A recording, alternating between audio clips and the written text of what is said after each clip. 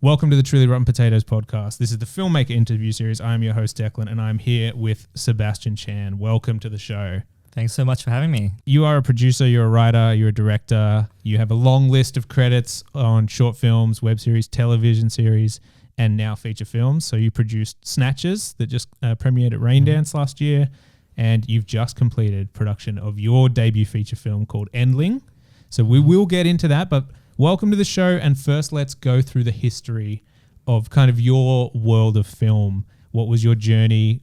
Did you study at university? And let's go through some of the highlights of your career. So were you always into film as like a young child? Yeah, I think I kind of, Dad would take me to the movies a lot. You know, the Disney classics, Lion King, Little Mermaid, Toy Story, Babe, Pig in the City, all those things. And I think, growing up, I always had a very active imagination. I'd go next door and play with the kids my age, and I would always be the one coming up with the crazy storylines and like, all right, you're an owl, you're a goose, you're going to be a pig.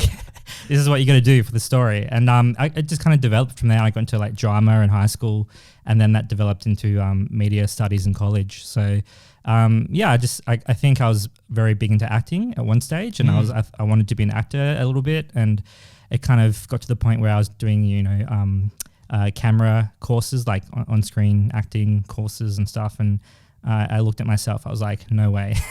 Hell no. And then I heard myself, I was like, no way. So I'm not watching this back, that's for sure. But and it kind of really developed from there, from a on-screen to a behind the scenes role, and just kind of kept going with it that way. Yeah.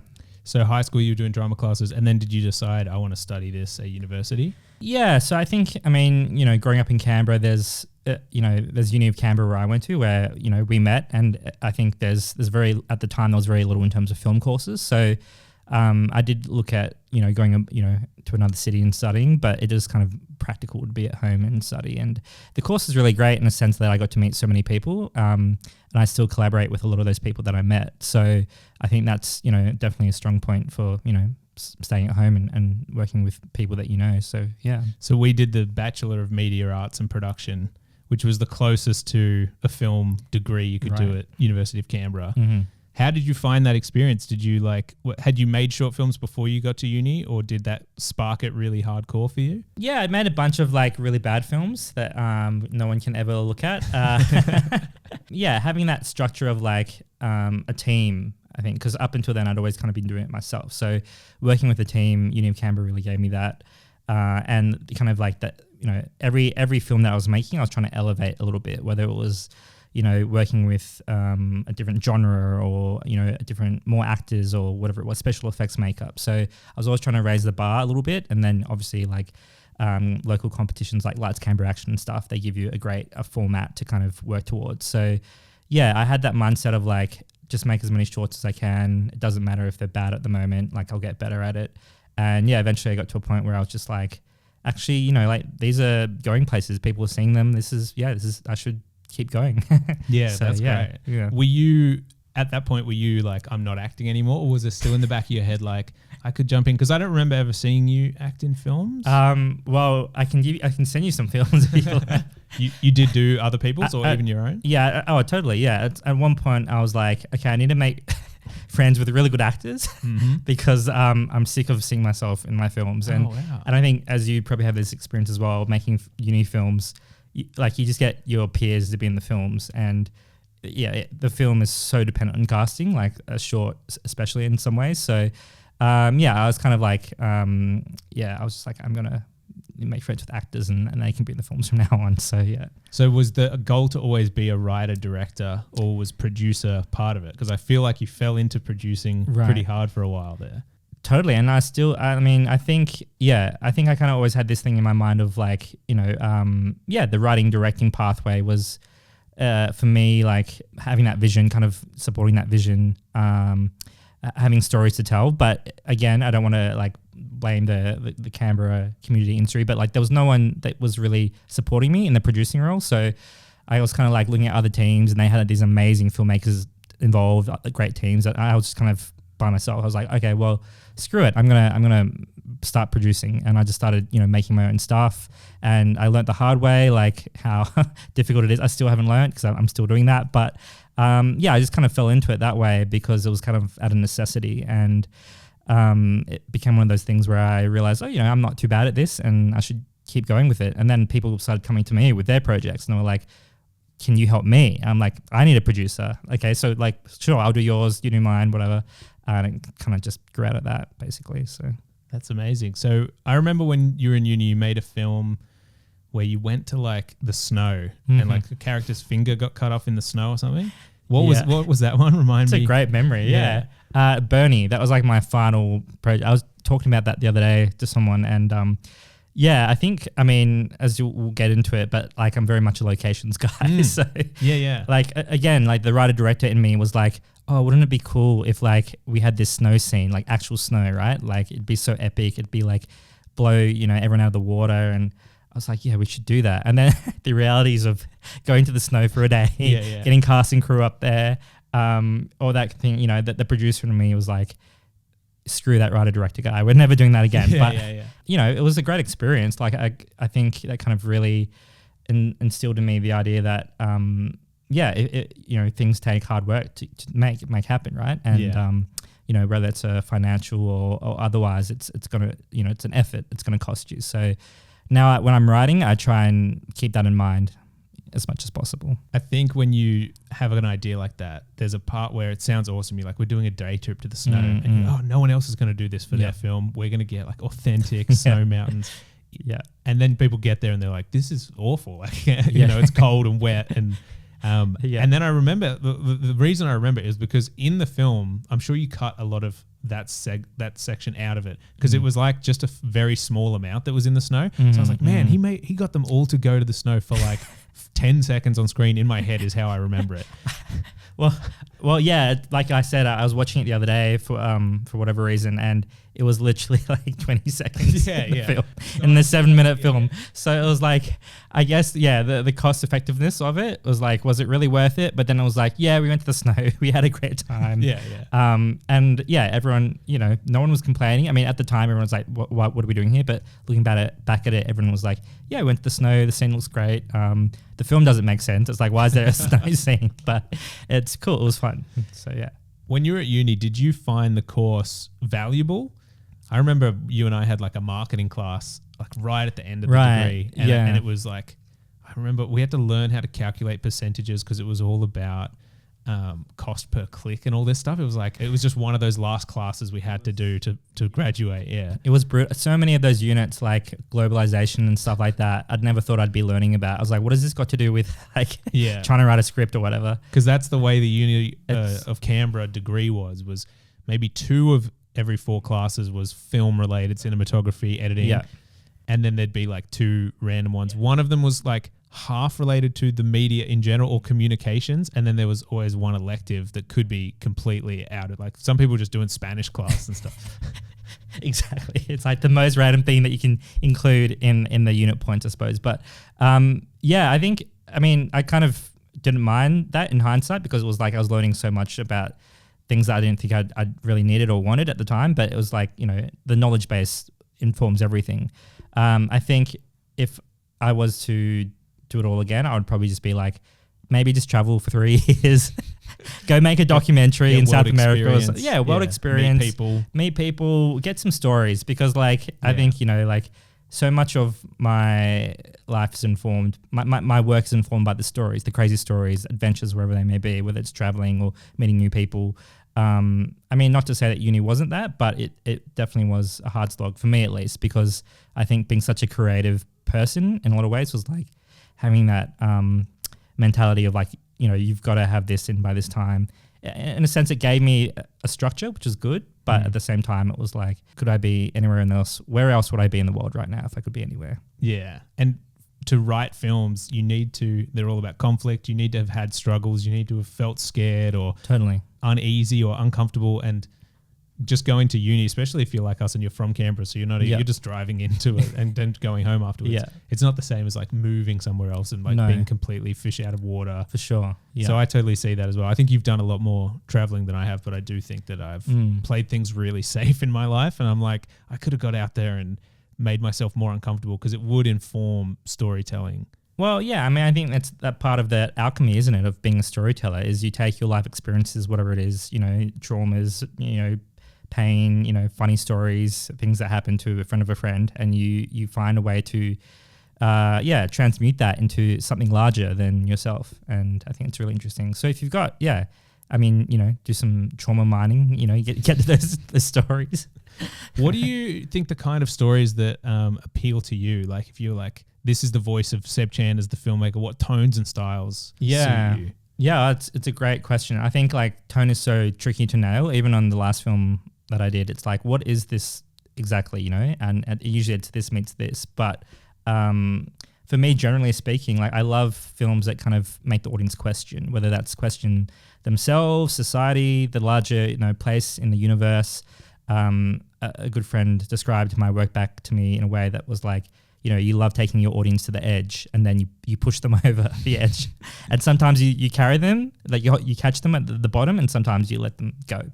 And I think it kind of really sums up well kind of my approach really, like is, you know, whether that's a genre of sci-fi, horror, comedy, I think it's like, you know, push the boundaries in terms of what, you know, the audience is capable of or happy to kind of, where they're happy to go. Yeah. So before we get to the new feature film, let's talk kind of through some of your milestones as a career, or maybe what happened right after uni. Like what was your next step after you graduated and you made a few films, you made some connections, but then you get the diploma and you're like, what am I doing? What was your next step? Yeah. So it was a bachelor, and I think at the time I was like, I'm never studying again. I had that as well. I'm like, I'm never going back to school. Yeah. I had a rule for myself in uni that was don't buy any textbooks and don't take any exams. And I had to take an exam in the very last semester for that marketing class. Oh, no. Yeah. And I had to buy one textbook that was just like a dictionary of communications terms. Right. But all the others I either found elsewhere or got like an ebook or a PDF or even an audiobook, anything I could do to get around having to buy them. Yeah. So I did pretty well. That's amazing. You did very well. I think I bought like 3 or 4 books in the end, which I was still trying to be like, don't buy anything, don't do anything.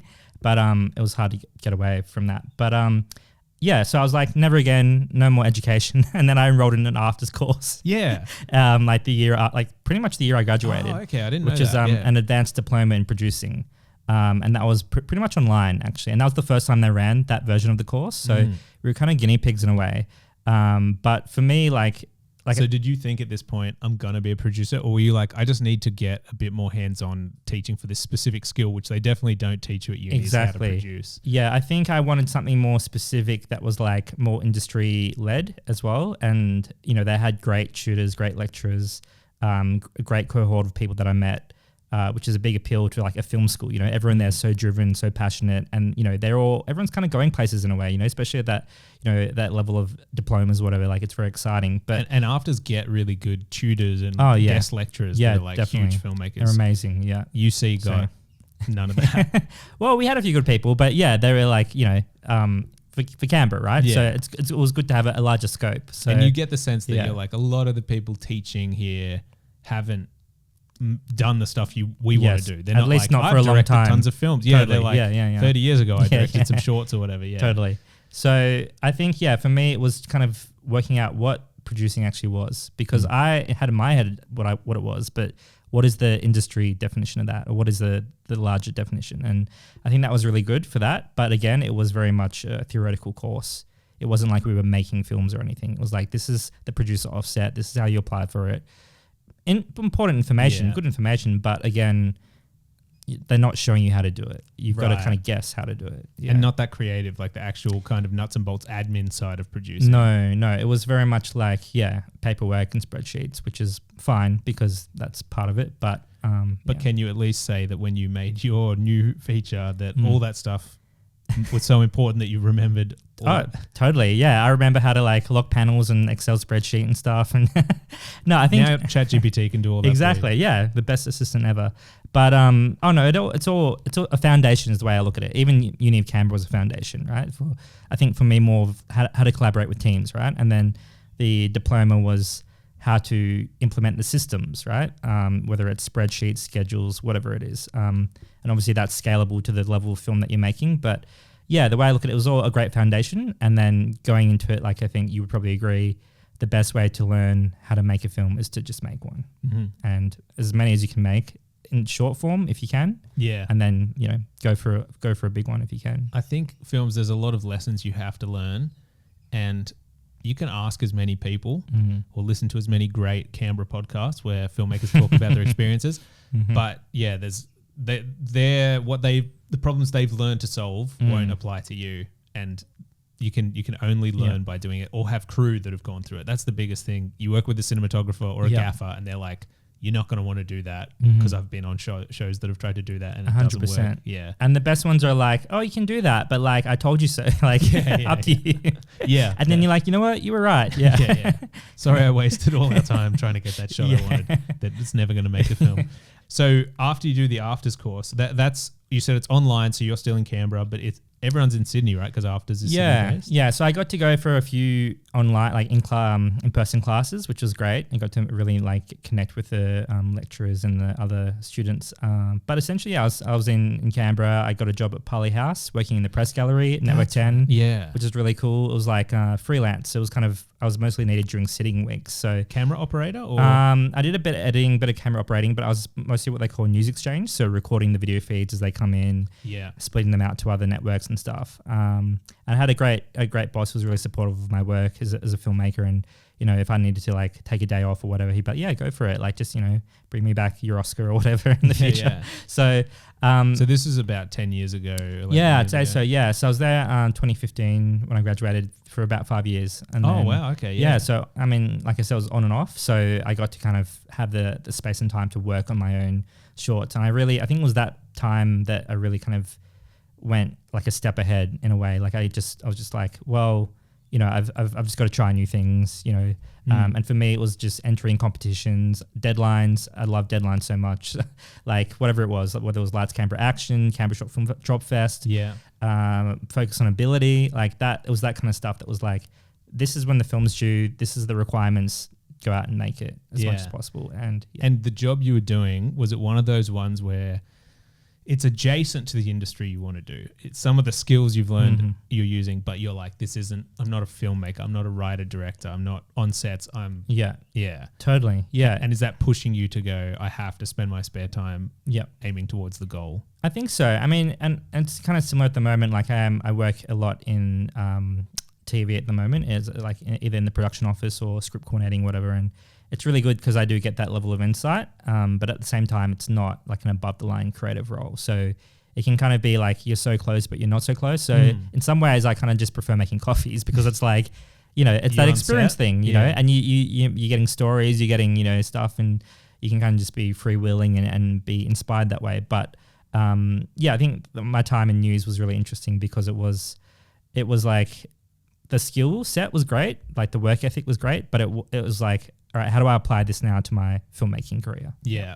And was there a little sense of, if I stay on this pathway and become full-time or get embedded in this, this is all I'll do. This will be my career. I'll be a news guy. A little bit. Yeah. I mean, there's guys that have been there 40 years, right? I'm like, well, there's potentially a really good career for me here if I want to keep going. I had, there was always that option.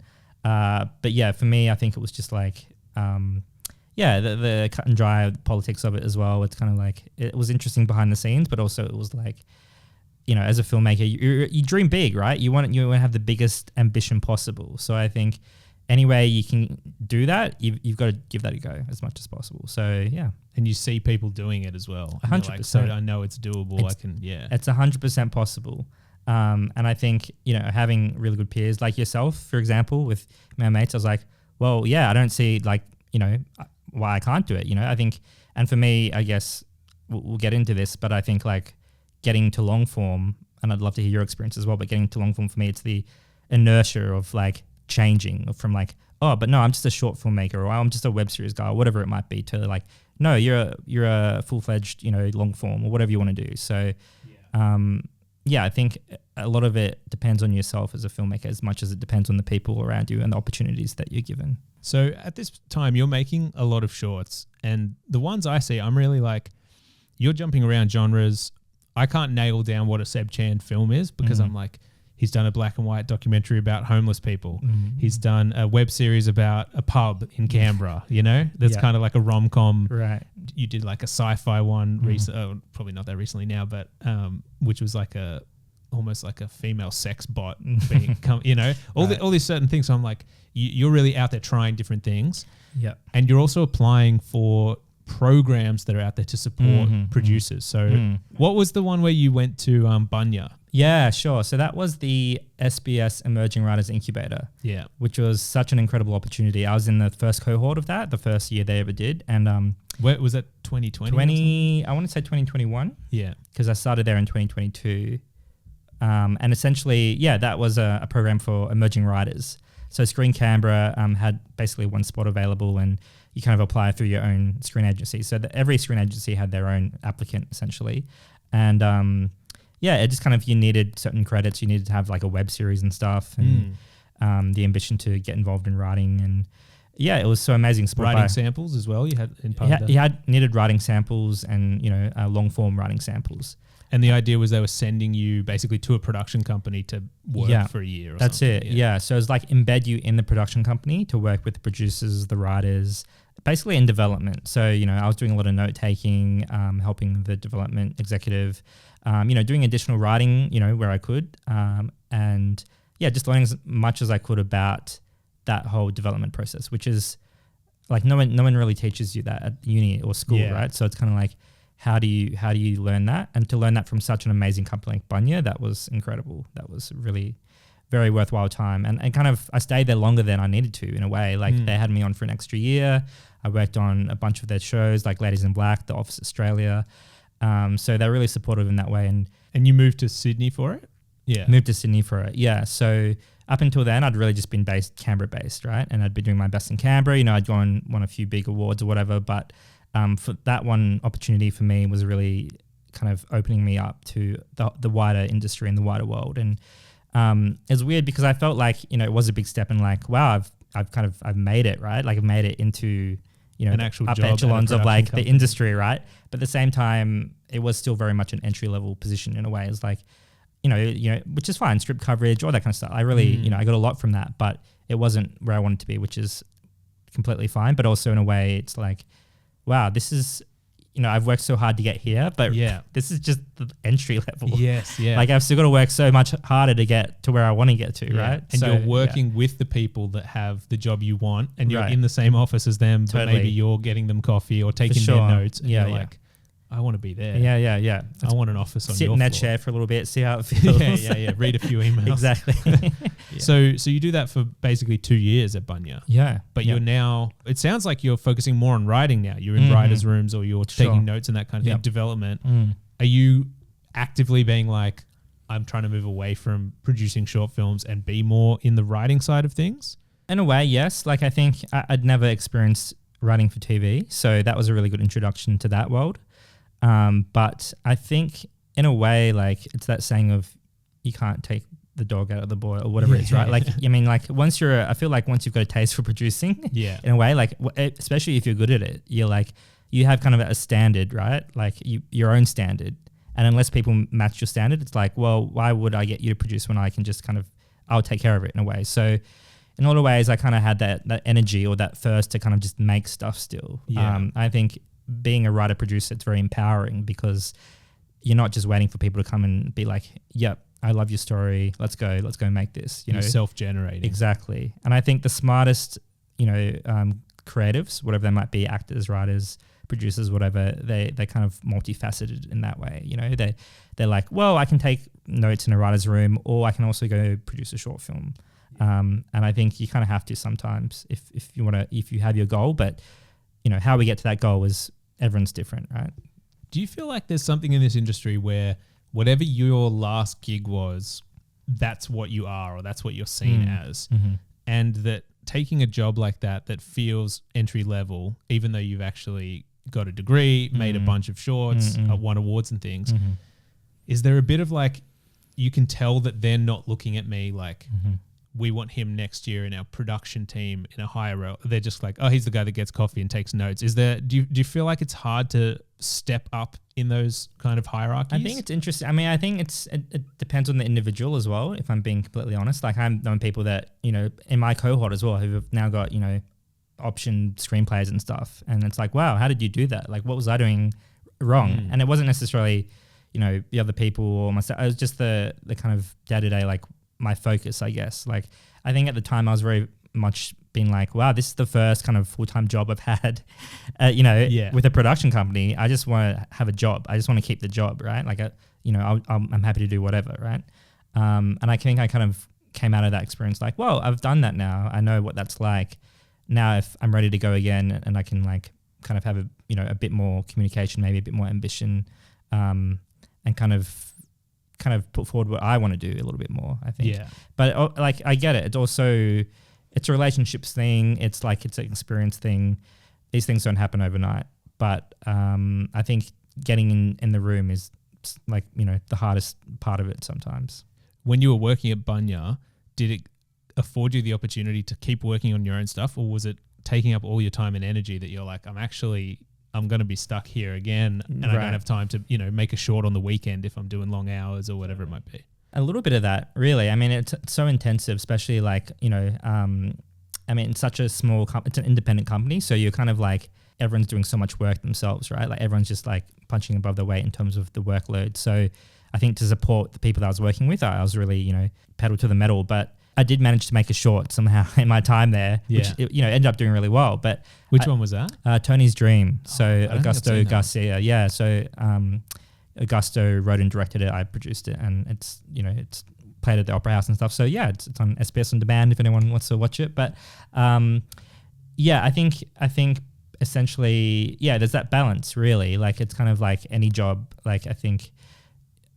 Work-life balance, but also pros and cons, like, yes, you're getting invited to great events. You can say you work at Bunya, you do all these amazing things. You're working with cool actors or whatever it might be, cool industry execs. But it's also like, but what have you made lately? What have you done lately, right? Like, it's like, oh yeah, I did this cool thing like 5 years ago, right? Wow, that was 5 years ago.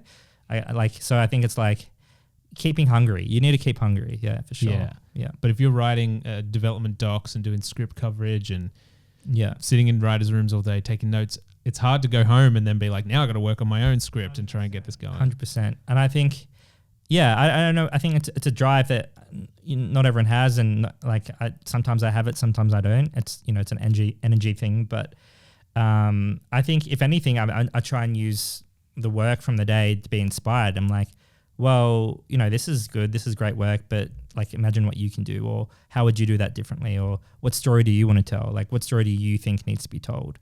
And sometimes it's out of like, to be honest, frustration. It's like, well, like I could write that. Like I could, like, I just need to prove that I can do that. Right. So whether it's writing like a pilot or whatever.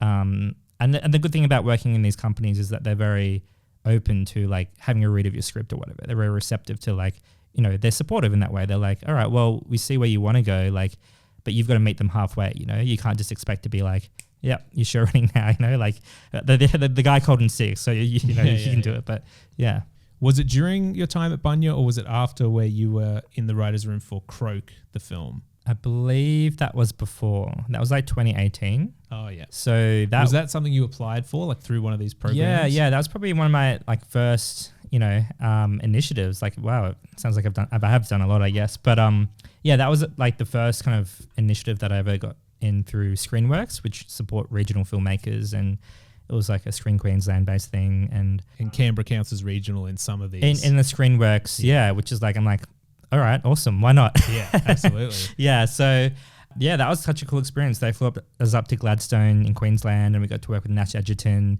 the Van Buren Bros, and really like dissect the screenplay, the feature screenplay, and with a other bunch of emerging filmmakers, and kind of work out, all right, how do we get this thing made? Like what needs to happen to the story to make it viable, like a commercial and success, I suppose. And we got to like have meetings with the potential heads department. So that in a way was like a really good trial run, if you want to call it that, for like a writer's room situation. And spoiler alert for people that haven't been in writer's rooms, but you kind of obviously need to be a good writer, but you also really need to be good at like talking and communicating. So for me, that was like an eye-opening experience because I think I was a bit reserved. I was like, everyone's having such great ideas. I'll just let them say they're all the ideas. And, you know, I think every creative has a different way of working, but I think for a writer's room, you really need to put yourself forward. And I think from what I understand of the American rooms, they're very much like everyone's trying to chip in whenever they can. But I feel like Australian rooms are a bit more polite and people are kind of ready to hear you out. But yeah, that whole thing was great. We I was working with Jungle and Midwinter Films, and yeah, some great producers again. Really got some good insight, and they gave me some great feedback on my own writing samples. Yeah, just one of those really special experiences where I got to connect with some really amazing people who are now doing great things as well. Was that a short-term placement, like just a couple of weeks or something? Yeah, a weekend, like a long weekend or something. Like I think it was a week all up. And yeah, the whole thing about it was just like essentially cane toads as a cane toad sci-fi. So part of it was like running around the parks catching cane toads. They made you do that? Yeah. As like to get to know, you know, the cane toads, right? Yeah. You got to know what you're dealing with. Of course. But up there, it's 100% okay to like kill them, right? Like it's people encourage the killing of cane toads. Yeah. So we were like the park rangers and stuff, and we were going around like with like little like bags and like, you know, clippers and stuff, trying to pick them up and put them in bags. And then we're like, what happens to the toads afterwards? And he's just like, oh, we just put them in the freezer. They go to sleep. It's fine. And then I think it was like Connor or Christian that was like, nah, just let them into the sewer again. Like, let them go for it. So I don't know if that's a crime or anything. Sorry for releasing further invasive species. Exactly. Yeah, wow, that's crazy. I didn't know that. That's so funny. It was cool. It wasn't just a room, you know. It was a immersive experience, and I think it's like, you know, a film shoot in a way. Like you get so close to the people, you get to know them, and anything that, you know, you're working so closely with these people, anything that isn't work is kind of really appreciated because it's like I said, it's a life experience, and you know, it informs the work as well. Before we do this screenwriting stuff in the writer's room, let's go on an excursion and hunt cane toads just so we get a feel for what they're really like. That's amazing. So I think one of the things I really admired about you is how many of these programs that you have applied for, and you know, we could be like, oh man, Seb gets all of them, but you're like, he must be applying for probably 9 and then he gets 1, you know, right? Like, and I'm the same. Like you can go years where you're just trying to get into one of these programs, and then after those year or two, you go like, I got to make another short film because this is just killing me. But you did get into one recently for Screen New South Wales, right? That's the emerging producer placement. Yes. Tell me a little bit about that. I guess you haven't started it yet. No, but essentially, so after Sydney, I kind of was like, I have a little place near Braidwood, so I've been living between there and Canberra. So I just wanted to get out of the city for a bit, have a bit of a tree change. I was working in different industries, hospitality and stuff. So, and you were traveling as well. I was traveling. Yeah, I had this whole like midlife crisis thing where I was like, I need to go to Morocco and find myself in the desert, and I found myself. So we good. He's doing well. But yeah, essentially, it kind of after the Bunya thing, I was like, okay, I've done a placement, and this has been a huge placement, very high profile placement, and I got a lot out of it. And I was like, with the education thing, I was like, all right, no more. I'm done. Done.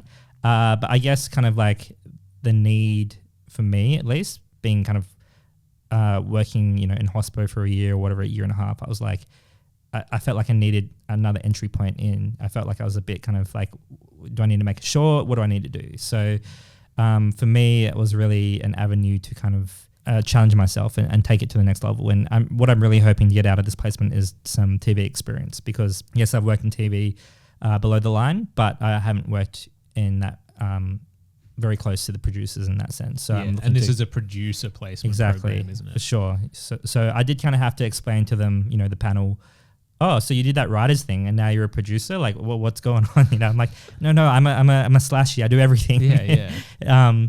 But yeah, and it's, I mean, in a way, I've always been the producer, but it's just kind of like, your focus at any one time, I think. So I definitely feel like if I have a pathway forward, it's through producing. Like, as much as I love the writing directing part, I feel like I am best placed as a producer, if I'm being completely honest. And it wouldn't hurt that you just had Snatchers come out and that was a feature that you produced. 100%.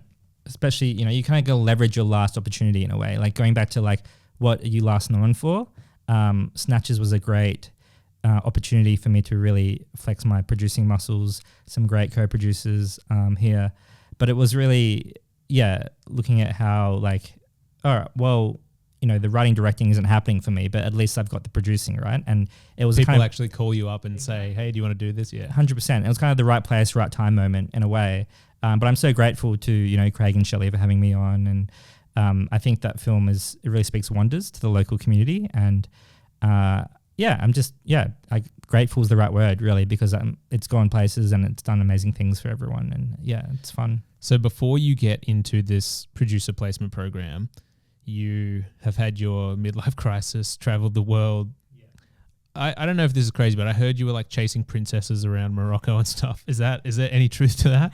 It's all rumors, I swear. It's all rumored. But then at some point you go, I assume before you got into this program, you were like, Snatchers is over. Yeah.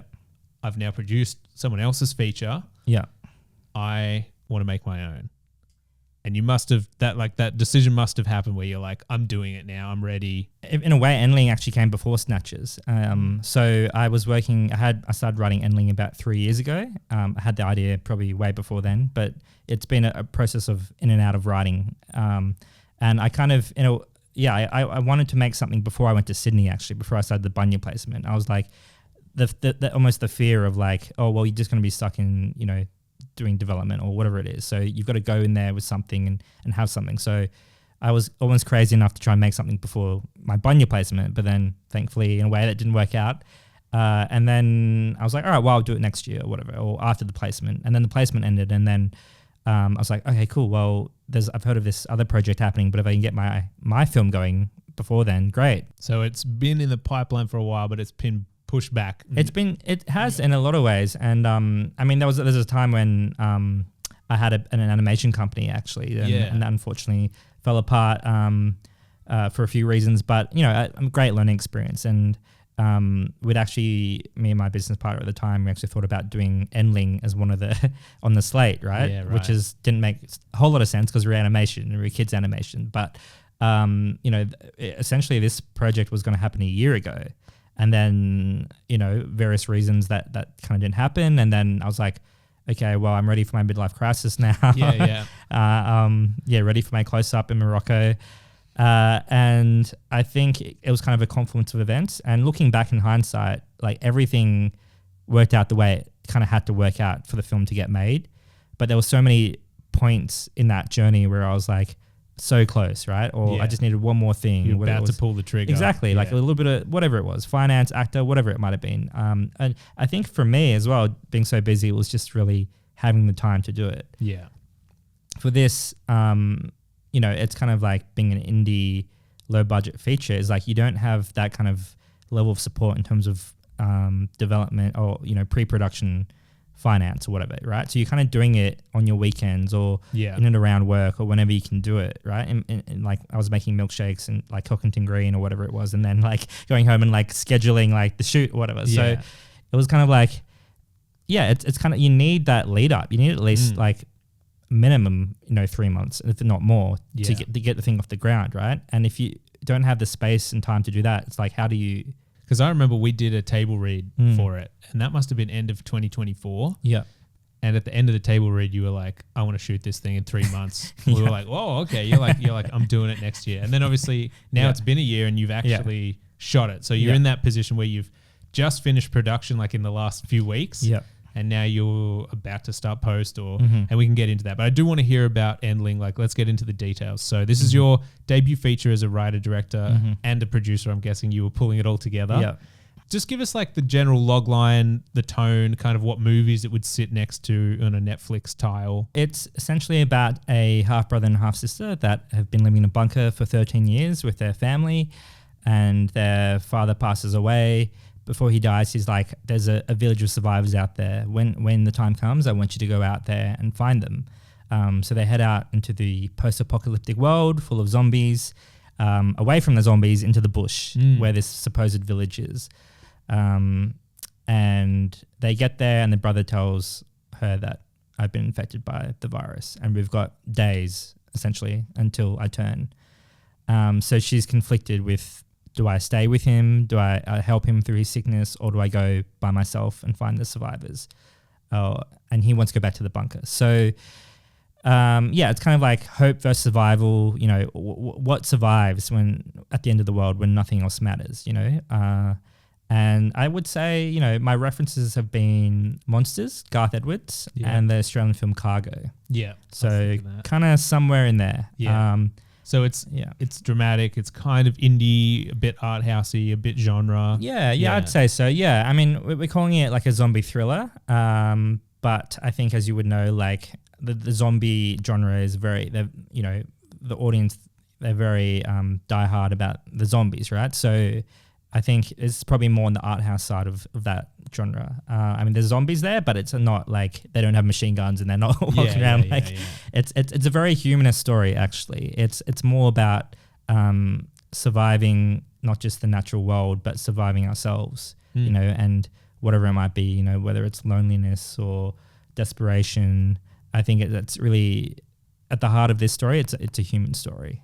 So very small cast, right? Just a couple of leads and then some small supporting roles, but most of it is with the brother and sister. Yeah, that's it, yeah. And then you've also written it around the locations that you knew. So it's like a Australian tourism ad, basically. Like you in a shot way. in the Blue Mountains. Tell me a bit about the production, obviously shooting over an Australian summer out in the bush. How deep were you going? Tell me some of the kind of locations that you'd maybe seen on other shoots and you were like, I'm coming to this waterfall or, you know, this beautiful mountain. Totally. Well, I mean, I wouldn't recommend it to anyone to begin with.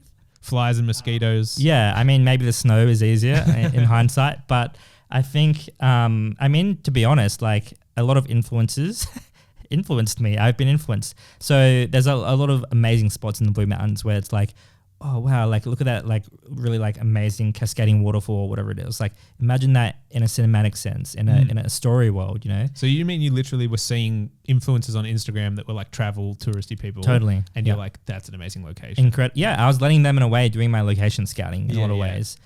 The only thing was logistically, like getting to those locations, I found very quickly that it was not always a very viable option. Do you mean just in terms of it takes a long time to drive, or like there's not real roads, or they're up in the sticks? Both. Yeah. One of the locations we never got to was the Lura Infinity Pool, right? Which looks incredible. It looks like you can't create that in a studio, but I was like, this has got to be in the film.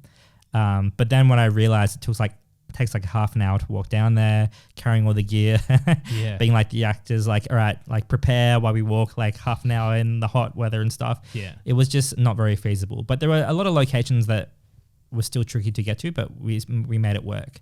So, and the majority of the film is outdoors, right? Like you're not in sets and you're not in buildings. Yeah. So it's very much in a way a road trip film, like two people walking through the bush to their destination. So yes, most of it is exterior.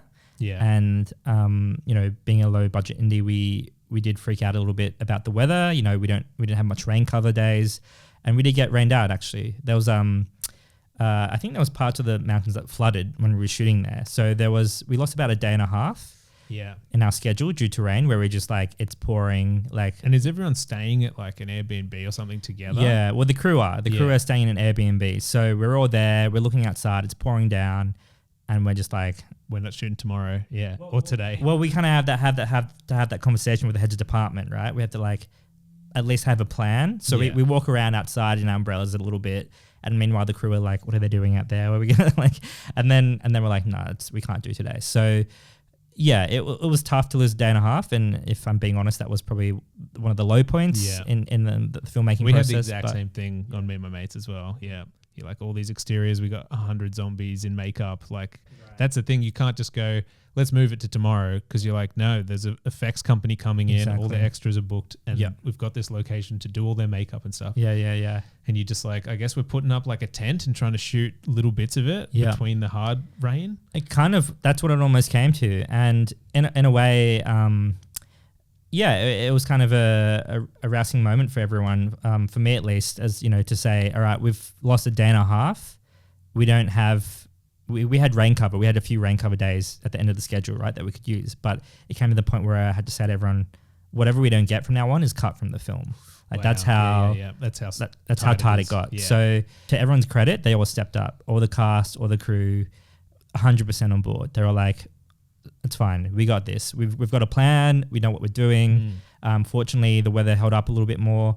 But it was really like one of those moments where I was like shit, this could be it. The film could be a short film. Yeah, you know? It's like a crumble. How many shoot days did you do total, and whereabouts was this in that schedule? We did 15 days all up. So this was about not in a row though, right? You had breaks. We had weekends and stuff. Yeah. But this was probably about early on, like day 5 maybe, So day 6. You've got a lot that. You're like, we don't have the story. Exactly. Yeah. It was like, and for me, I was just like wearing so many hats, right? The writer, director, the producer. Yeah. You know, like I'm talking to the money people and stuff. It's like, God, like if we don't get this, like, what are we going to do, right? Yeah. Like, how are we going to make this story work? And we're already kind of like cutting parts of the scenes and trying to streamline everything. And that evening, after the massive day of rain in the cave, like our whole set got flooded basically. So like we couldn't even shoot it the next day, right? So I was just like, I was exhausted. I just went to bed at like 8 p.m. I was just like, I'm just going to wake up and like deal with it tomorrow. I have this feeling every time I'm on a production, and I think I said it at the last one and people didn't respond the way I wanted them to, which is to be like, that's a good point. But it's like, at any point, it would be easier for all of us to just go home. Yep. And that was meant to be like a rousing speech where I'm like, we're here and we're doing it. Yeah. But the easiest thing is for me to say, don't come in tomorrow. Let's just go home. Yeah. And no one cares. It's my, the film never gets done and whatever. Yeah. Especially on a short film that's like 2-day shoot or whatever. Totally. But you're like, that going over that hump is the accomplishment of making a film. 100%. And that's why anyone who's made one knows that struggle. Yep. And the people who see it, they don't understand like the actual logistics of trying to make something like this and get all these people together and pull it off in a certain time schedule. Yeah. But anyone who's made one has like a lot of respect for anyone else who's making them. Yeah. Totally. Yeah. And I think it is one of those things like being in that moment, like you don't know what it's like until you're there. And again, to just cap that story off. Yeah. I went to bed heaps early. Like we had scheduling and stuff to do the next day. And I was like, I just kind of like, I'd lost my emotional ability essentially. Yeah. So I'd found out later that the whole heads of department got together and they just made a plan. And they're like, all right, what are we going to do for the next day? How are we going to tackle this problem? Yeah. And it was a really humbling moment, actually, in a way. It was kind of like, I realized I didn't have to hold it all on my shoulders. Like I had amazing people around me. Like that inspired me to then, inspire them again to be like, all right, we've got this. So we somehow got everything we needed in the can for our principal photography. So yeah. And are you planning on going back and doing an extra day here or there? I guess it's hard if you're going to travel. Totally. Yeah. I mean, we do have a few already, some scheduled pickup days for just things we didn't have time to do. But essentially, yeah, we've got most of it. And it's interesting, like, I mean, you have to remind me what Mates was in terms of schedule, but like 15 days to shoot a feature, it's like you don't have a lot of wiggle room. No. And because 21. There you go. But no overtime. Right. Exactly. Yeah. Okay. So I think, as a writer or as a director, you're kind of making decisions on the fly in terms of like what you need to get to make the story make sense, right? Yeah. And there's parts you won't know until you get the edit together. Totally. Right. And so I would say if you can, get a rough cut together and then you'll see a few holes that you're like, I can fill that with a shot of two people over a sunset that we can do in an hour and just get a few bits of dialogue that'll piece this together. 100%. Like after me and my mates, we did 21 days, maybe 2 or 3 months later, we did a pickup day, a single day. So we're like, we can get the crew together, we can get some zombie makeup and stuff. And we had a whole new scene that introduced characters with stunts and action and things. And then we also had little interstitial, like we shot a new intro to the film that was like the opening credits, and we couldn't even get the actor back, so I just played him and we shot from behind. And we cut it in with some stuff we had of him on this mower. Cool. And just little things where you're like, I need a shot of this door being opened, or I need an establishing shot. We went and shot some establishing night stuff with some time lapse and things like that. And like, that'll hold there.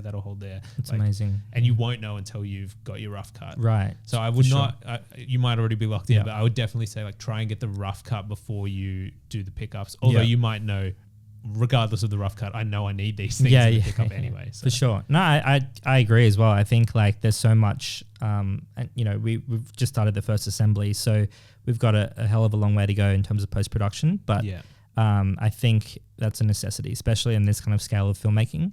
Is like, we have missed things. I know we've missed things. So it's kind of like, how do we go back and get what we need? And whether sometimes it's just connecting shots or whatever it might be, like a sunrise, like you said, or whatever it might be. So there's still a bit more of that kind of shooting to happen.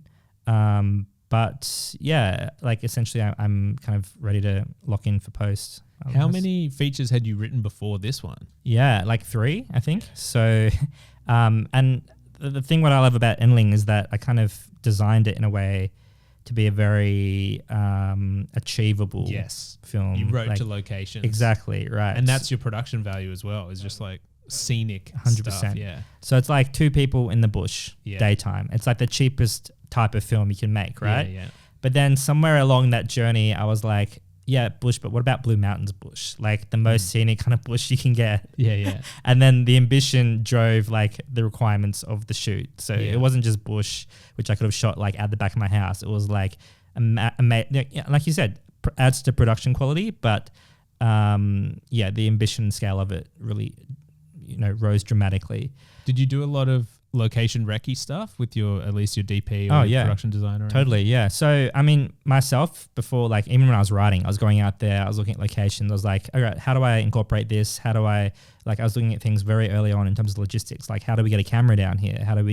Where do we put the actors for makeup? That kind of thing. I think it was kind of a necessity, but again, like the reality of the shoot was that, I didn't have development money. I didn't have pre-production money. So I was going off on my own accord when I had a weekend to the Blue Mountains or whatever it might have been. So there was only so much of that. And in a way, I'm sure my co-producer would agree that it was very, we could have done with a lot more pre-production time, a lot more location recce's. I'm sure the DOP would have loved that as well. But it was kind of, in a way, like we were running out of track, essentially. We've only got so much time. Let's just stuff in some more recce's or whatever we can. And yeah. And if you don't have golf buggies and vans full of stuff, if you're like 30 minutes walk down some track, you can't be like, we're doing crane shots today. Like you can only get what you can physically carry over there. Oh, 100%. And I think credit to the crew for really chipping in. Like we had a lot of gear actually, like even for the minimalist shoot that we were trying to do, we had a lot of gear to carry around to different locations. And everyone chipped in carrying stuff, art, sound, continuity. It wasn't their department, but they were the mentality of the shoot was we're all in this together. We need to get in there. We need to get out before darkfall. Let's just everyone chip in, I was carrying I was a gaffer. And I'm going to credit myself as a gaffer. So thank you, Matt, if you're watching. That's amazing. I'm thinking of just how difficult that would be in terms of the lighting guys that would have a magliner trolley with everything. And it's you can't roll that down a dirt track, No way, for sure. Minutes down into a Blue Mountains. Now, was Seb the actor ever going to show up in this, or has that dream gone? There were some opportunities, some dead corpses and stuff, and I was considering it. I joked to a friend that I'm playing all the roles, I'm playing the lead role and stuff. And I think they believed me up until very recently when they saw the cast announced. But, I think the actor is long dead and buried. Yeah. I've only just revived the writer Seb for the rap party, but Did you think about being one of the zombies? Because I thought about doing that, and then you're just on the day, I can't sit around for an hour and a half of makeup. Oh, yeah. And then it would be fun to be directing and looking so stupid. Yeah. And then, but you're it's not going to work. For sure. I mean, one of my idols is Peter Jackson, right? Yes. And he's got those iconic, cameo moments. I was should I start that now? So I can be hey, if I ever get to meet him, Peter, I also do cameos. But initially we had extras that were going to do the extra roles. And then it got to the point where we couldn't even use the extras. We were like, all right, makeup, like hair, whatever, you're going to be the extra now. Like just do the makeup yourself. So no, there was maybe the next film, like if there is another film, I can be, write myself in there somehow, would be great. But Sweet. So Endling, was it self-funded? Did you have some financiers with you? Tell me how you put it together. Yeah, well, it was private finance. I put a chunk of my own money in, but essentially like some close contacts, some angel investors as well, some friends, some family kicked in. It was kind of a hodgepodge of stuff. Yeah, it's actually a hard thing to do. You think it's an easy ask. It's not always an easy ask. And I think that is the difficult part of producing in a way. Like it's probably the most difficult part is like going out there and convincing people to spend their money on your project or another person's project or whatever it might be, and say like there may or may not be a return on investment in this.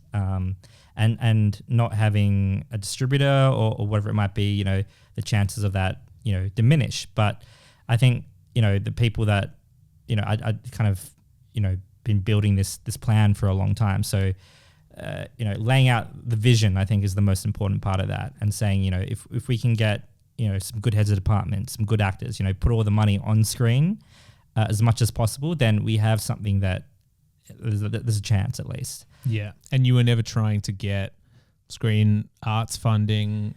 Well, I mean, Screen Australia. And not to say that we might not either. I think, there's a long way to go still in terms of like posts and marketing and stuff.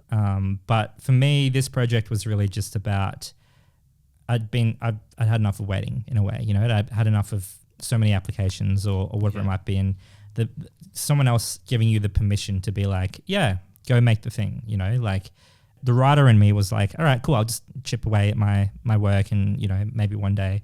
But the producer in me was like, no, this is going to be made this year, depending on wherever the script's at essentially. And, obviously like it's been pushed back a few times, but I think, if like I said, a confluence of events, and it in a lot of ways it's luck that it kind of happened when it did happen. And, any longer the finance might have fallen out or whatever it might have been. So I think you've got to take your chances when you can with these things. Yeah. That's the ambition required to make a project like this is I can't just sit around and wait for someone else to give me the money and then do it. You just have to jump in. Yeah, 100%. And like, I think it's about the people that you get involved as well. So shout out to my co-producers, Von Pattiag from In Between Pictures and Wayne Calamari from Big Button Films. Having that kind of support, like people that not just believe in you, but kind of understand what you're trying to do.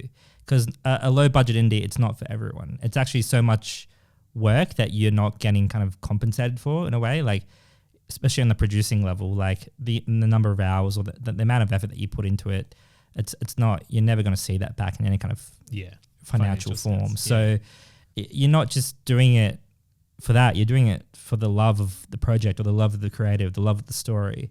And this is a so much a passion project, like I think, when I look at, the cast and crew, they went above and beyond. And I think a big part of that was there were so many heads of department that were doing their first feature as well, which really kind of set it apart from other projects that I'd worked on, because it was like, obviously everyone's getting something out of it in terms of a credit or whatever, but it's also, we have the same journey.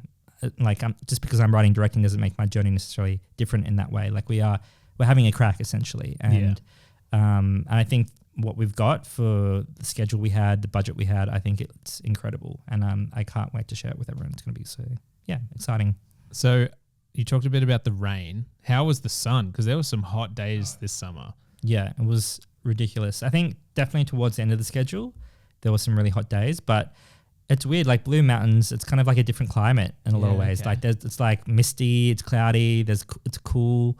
It's kind of like in a vortex in a way of like the weather around it changes, but it's like the Bermuda Triangle of Katoomba, right? Like it's just like that's where all the UFOs hang out and like the Yowies or whatever. But yeah, I think no one was getting sunstroke or just. Well, actually, yes, one of the crew. Oh, no. Yeah, unfortunately. So she's fine, thankfully. But there was some tough conditions, and again, like asking people to kind of march up and down trails into the middle of nowhere. There were snakes. There was there was bees. There was all types of risks. So very grateful, but I think the locations speak for themselves, and I don't know if you had a larger budget, if you would have necessarily achieved these locations in a way, because it just gives you more time and days, maybe. Totally, But it's not going to look that much different. For sure. So I think what sets us apart from a lot of other indies being made at the moment is that, the beauty of the natural landscape, some of these crazy locations that we're going to, are so hard to access, is that if you did have like a full crew of like 40 people, it increased the budget by so much that it'd not be worth it in a way. Yeah. So in a way, the buy-in from everyone would be like, all right, I see what you're trying to do here. Let's just get on and do it. I think that's a real, take my hat off to everyone for buying into that. So I think if you've done the production part, you've now accomplished, I would say, the full climb of the mountain. You've hit the summit and now you're starting to go down. There's still a lot of work to go down. Yep. Do you still have money left over? What's your post-production looking like? What's your plan for it? Well, I mean, it's a great question. I guess if any investors are listening, we're happy to EP credits. I've got EP credits available. Like, are you editing it yourself or are you working with an editor? Well, my co-producer, Wayne, he is actually an editor as well by trade. So he's going to... and he was on set. He was on, so he knows for a lot of it. The story in totally. and out. So he's going to spearhead post-production, and he's a really good editor himself. But essentially, we're talking to Blue Mountains creatives, Canberra creatives. A part of it is, the financing model as well. It's like, if we are applying for state funding, like obviously, how do we include local creatives into that? But it is a very much, we're just filling it out and we're just going to see what we can do. So you'll put together a rough cut and then maybe look at trying to get some post money for like coloring or sound or something. I think so. Yeah, I think so. I mean, there's we did go over a little bit in the shoot, and that was due to the weather, the day and a half falling out and whatnot, and I think just the ambition that we hadn't encountered for some of the locations and stuff. So unfortunately, we did eat into a little bit of our post budget. So we do have to address that going forward. I think my strategy is to, like you said, get a rough cut together, and then I can take it to market, and be like, all right, we know whether it's Can, MIF, whatever I say, this is kind of what we want to do. Do you want to jump on? And, where do we go from there? How do try we and get a distribution partner or another production company to help finish it? Yeah, why not? Why not? And I think it's a risky approach, obviously. Like, I think the indie world is full of risk, but it's kind of like the same mentality we had going into it. It's like, let's just make the thing and we'll work the rest out later. Yeah. And I think that's kind of what we're hoping for that approach to work out. So you don't have a hard plan of like, we're going to finish by June 30th and then I'm going to apply to Sundance. You're just like, I want to try, let's just see what we have and take it slow. And there are benefits to that because it means you can go back to work and start getting more money that then can be used back into it. For sure. And not having the deadlines of like, we need to meet this festival deadline. For sure. Yeah. And if you don't have big expectations of a production company that's like, hey, we've got a slate, we've got release dates and stuff. Yeah. Where was that film you made like 10 years ago? YouTube? Cool. Yeah. You can take your time a little bit, which is a benefit. A little bit, I think. I mean, we do have a plan, obviously. Like, we do have a schedule. So, like I said, deadlines are very important to me. But essentially, I kind of already had secured some like the placement with the emerging producer placement and a few other things before the shoot had begun. So I kind of knew going into it, like, all right, even if for whatever reason the post budget is consumed in the shoot, like at least I can claw some of that back in my day job going forward. And do you have to go to Sydney for that again? Yeah, I'm currently Sydney based. So okay, wow. Yeah, it's, getting used to that lifestyle again. And you haven't started the placement though yet? No, not the placement, but I'm working on another show as a script coordinator at the moment. Okay, cool. So yeah, again, interesting, but it's kind of like the balance of like, I've got a day job now in a way. So Endling is kind of taking a back seat. Yeah. So it's kind of like, in a way. But you've left it with the editor, right? So you exactly. Just like send me some cuts and I'm ready to see it when it's finished. Yeah. I'll just watch it at home like I would watch any movie. Exactly. Yeah, I'll see it on Netflix soon. Yeah, no worries. But yeah, post-production for me, I think it's a learning experience as well. I'm very much a hands-on kind of go out there and do it producer. So for me to be like, all right, well, we need a bigger, larger overacting plan, I think that's going to be good for me to learn in a lot of ways. Well, I think there's been a lot of lessons learned in this pod for anyone who's thinking of making their own films. Right towards location. You can self-fund and make something for 15 days. I think that's what Bunny was as well. Oh, okay. Yeah, Great. so that's, and I think Snatchers and me and my mates were 21-ish days. Yep.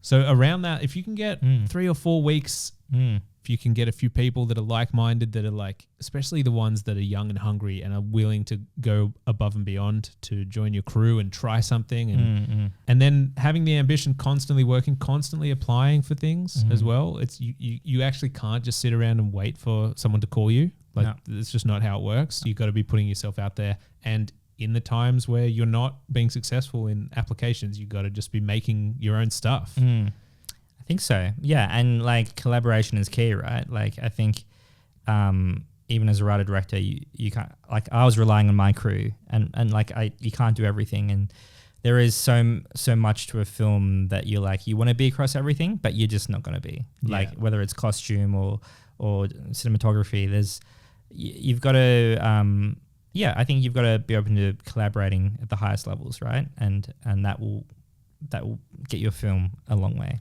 At this age and with your experience, did you feel like you knew what you were doing out there, or was there still that sense of like, oh my God, I can't believe this is happening, even though I worked so hard to make this happen? I mean, yeah, in a sense, it is a dream come true, like having a feature credit as a writer-director, but it's like, holy shit, it's scary. It's like, it was terrifying. Like, and I think going back to the good people around me, like I could, I had that confidence to be like, well, at least I've got these people to help me.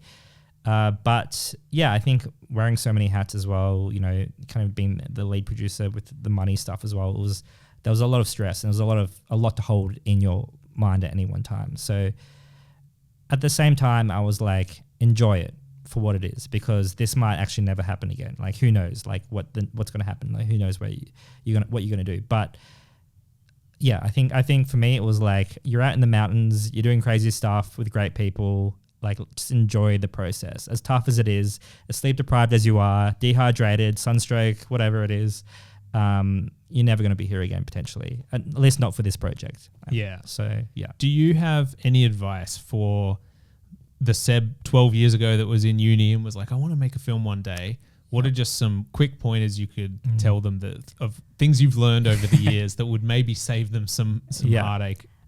First of all, drop out of uni straight away.